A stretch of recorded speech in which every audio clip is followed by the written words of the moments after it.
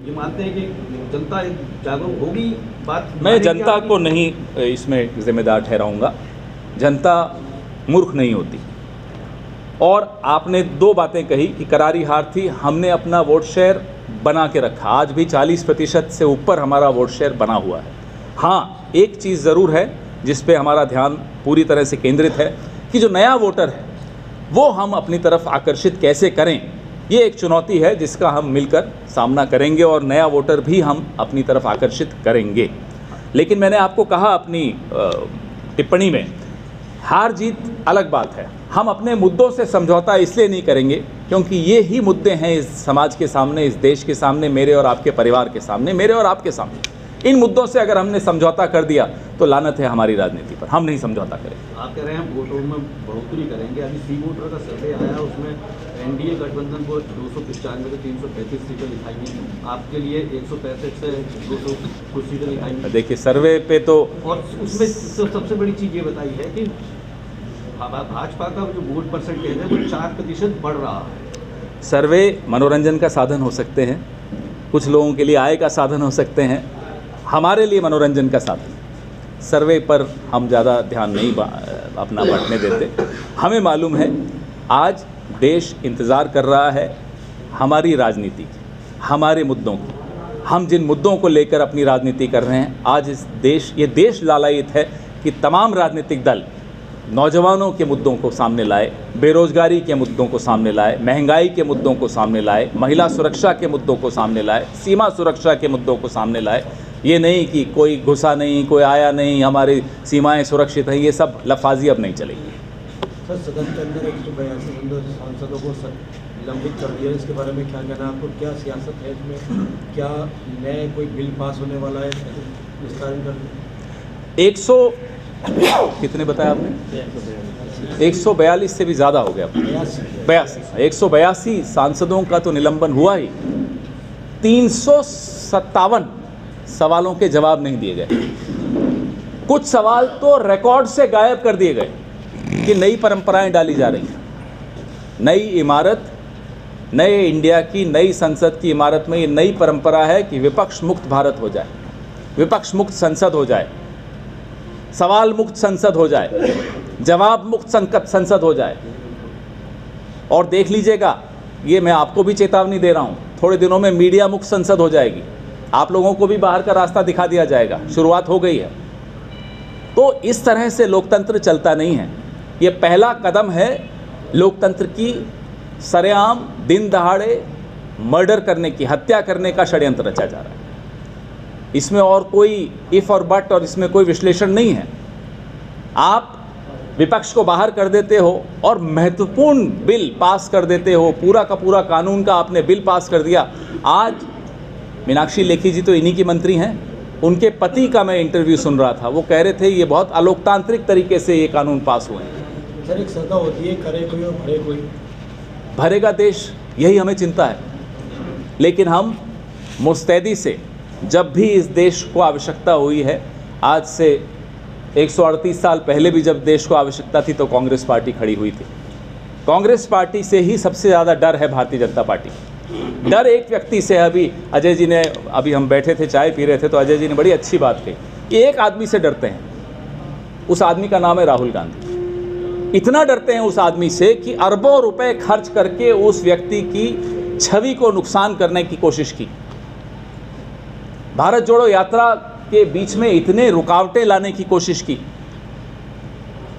तो ये षड्यंत्र कितने भी कर लें, जब जब कांग्रेस कमज़ोर होती है देश कमज़ोर होता है, और जब कांग्रेस मजबूत होती है देश मजबूत होता है। ये इतिहास गवाह। जिस तरह से विधानसभा का सर्वे दिखाया था उसी की तरीके से सीटें मिली, अब भी सर्वे दिखा रहे थे, क्या कहते हैं आपकी बात? नहीं, जिन सर्वे को मैंने देखा वो उसके हिसाब से तो हम कई राज्य जीत रहे थे, नहीं जीते।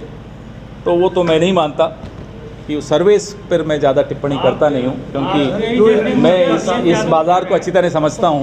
आप कई जैसे मुद्दे अखिलेश यादव उठा रहे हैं, कैसे आप यहाँ उनके साथ पार्टिसिपेट करेंगे?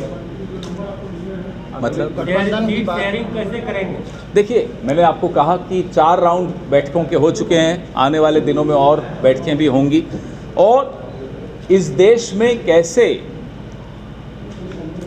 सत्ता परिवर्तन हो, हम जीतें, उसके लिए जो भी करना होगा हम लोग मिलकर करेंगे। कोई दिक्कत नहीं आ रही। एक सवाल ये है कि जितने भी दल हैं जिनके साथ आप गठबंधन करते हैं, बसपा, सपा, रालोआ, ये सब वो नेता हैं, वो लोग हैं जो कांग्रेस से ही निकल के कभी ना कभी बने हैं। ऐसे में जब आप 2017 में गठबंधन करते हैं या 19 का होता है, 22 का होता है, कोई ऐसी सफलता इधर उत्तर प्रदेश में नहीं मिल पाई जिसको माना जाए कि हाँ बहुत ज़्यादा, क्योंकि जनता ये कैसे भरोसा करे गठबंधन पर कि जो लोग चुनाव के दौरान गठबंधन कर लेते हैं उसके बाद वो गठबंधन टिकता नहीं है। और इस बार जो जैसे उत्तर प्रदेश की बात करें, क्योंकि कांग्रेस के नेता हैं जयराम रमेश, उन्होंने कहा कि अगर मध्य प्रदेश में 4 से 6 सीट दे दी होती अखिलेश यादव को तो नुकसान इतना नहीं होता। तो इसको आप कैसे मानते हैं कि कहीं ना कहीं उत्तर प्रदेश में सीट बंटवारे को लेकर और गठबंधन का जो हर्ष हुए हैं? हर चुनाव का अलग तासीर होती है, अलग अलग परिपेक्ष होता है, अलग परिस्थितियाँ होती हैं। किसी एक चुनाव को दूसरे चुनाव से उसकी तुलना करना मुश्किल होता है और ठीक भी नहीं होता। आने वाला चुनाव हम जिससे लड़ रहे हैं, जिस गठबंधन से हम लड़ रहे हैं, वो गठबंधन भारतीय जनता पार्टी का इस देश की एजेंसियों के साथ है। ईडी, सीबीआई, इनकम टैक्स, ये एक अलग सा गठबंधन है जो कभी आपने नहीं देखा होगा। उस गठबंधन से लड़ना है तो हमें एकजुट होकर ही लड़ना होगा। भाजपा के गठबंधन पे हम प्रकाश राज भर हैं अपना नहीं, जो असली गठबंधन है मैं उसकी बात कर रहा हूँ। ED, CBI, income tax, BJP, ये है गठबंधन। आपके गठबंधन की लड़ाई किससे है? हमारी ED, CBI, BJP, income tax, ये 4-5 एजेंसियों के साथ जो गठबंधन है बीजेपी का, उससे है। गठबंधन की लड़ाई किससे है?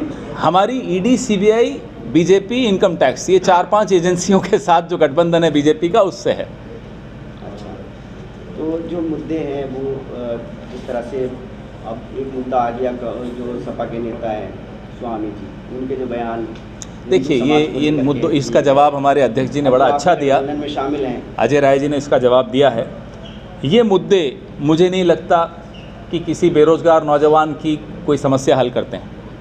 मुझे नहीं लगता इन मुद्दों की कोई प्रासंगिकता है हमारी और आपकी जो रोज़ की समस्याएं हैं, महंगे पेट्रोल की, महंगे शिक्षा की, महंगे सिलेंडर की, महिला सुरक्षा की, इन मुद्दों का क्या प्रासंगिकता है मुझे कोई बताए। और जो भी हम लोग राजनीति करते हैं, किसी भी दल की राजनीति करते हैं, हमें ऐसे मुद्दों से बाज आना चाहिए जिन मुद्दों की आम आदमी के जीवन से कोई प्रासंगिकता नहीं। लंबे समय से एक मुद्दा है अयोध्या। अलायंस तो आपको मालूम ही है, लगातार बैठकें चल रही हैं, तो सही वक्त पे सही निर्णय, आप सही वक्त पे सही निर्णय ज़रूर आपके सामने। अयोध्या मुद्दे पे हम आते हैं। ये एक बड़ा मुद्दा है देश की राजनीति में। हर चुनाव में 90 के बाद से अगर हम देखें तो ये रहा है, तो बहुत बड़ा फैक्टर रहा है। कांग्रेस पार्टी के जो नेता हैं, निमंत्रण तो मिला ही है, 22 जनवरी को क्या जाएंगे या नहीं? क्योंकि कांग्रेस कहीं ना कहीं ये भी कहती है कि जो मूर्ति रखी गई वो उसके शासनकाल में रखी गई, जो ताले तोड़े गए थे वो उसके शासनकाल में तोड़े गए थे। तो कहीं ना कहीं क्रेडिट राम मंदिर को बनवाने में कांग्रेस के नेता भी लेने की कोशिश करते हैं, लेकिन फुल फ्लैश तौर पर ना कभी इनकार करते हैं, ना कभी इकरार करते हैं। 22 जनवरी के लिए क्या तय किया है नेताओं ने कि कांग्रेस के नेता शामिल होंगे? मैं आपकी जानकारी मुझसे ज़्यादा होगी, लेकिन मैं फिर भी दुरुस्त करूँगा आपकी जानकारी को। कांग्रेस का शुरू से एक मत रहा कि जो अदालत का फैसला होगा वो स्वीकार्य होगा। मुझे याद है, मैं कॉलेज में पढ़ता था, तब कांग्रेस के नेताओं के मैं वक्तव्य सुनता था, तब भी उन्होंने बड़ा स्पष्ट कहा था कि जो अदालत का निर्णय होगा वो स्वीकार्य होगा। और तब मुझे याद है अडवाणी जी पलट के बोलते थे, ये आस्था का विषय है, इसमें अदालत का क्या काम। आपको भी याद होगा। अभी रुक जाइए, मेरी बात ख़त्म होने दीजिए। अब जब कोर्ट ने फैसला दिया, तब तक आते आते भारतीय जनता पार्टी ने वही बात कहनी शुरू कर दी कि जो अदालत का फैसला होगा मंजूर होगा। हम आपको यही तो कह रहे हैं, शुरू से अगर यही बात कह देते तो शायद विवाद इतना नहीं बढ़ता।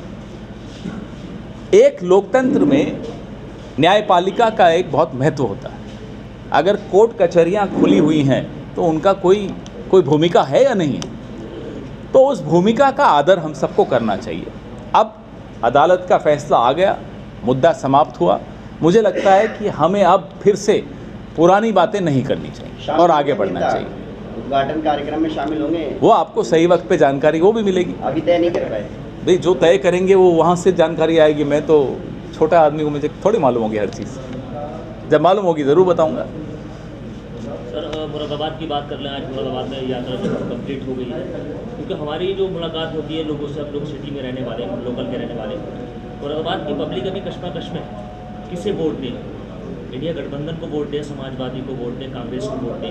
कांग्रेस ने अभी बहुत अच्छा प्रदर्शन किया था, लेकिन मुरादाबाद जो है वो समाजवादी पार्टी का गढ़ कहलाता है। आज भी मुरादाबाद के 5 विधायक मुरादाबाद में हैं। तो इंडिया गठबंधन की जो फाइनल बैठक है, या जो फाइनल मुद्दा है, जो कब तक फाइनल हो जाएगा, क्योंकि लोगों को भी पता ये लग रहा है कि ये फाइनल होगा कब।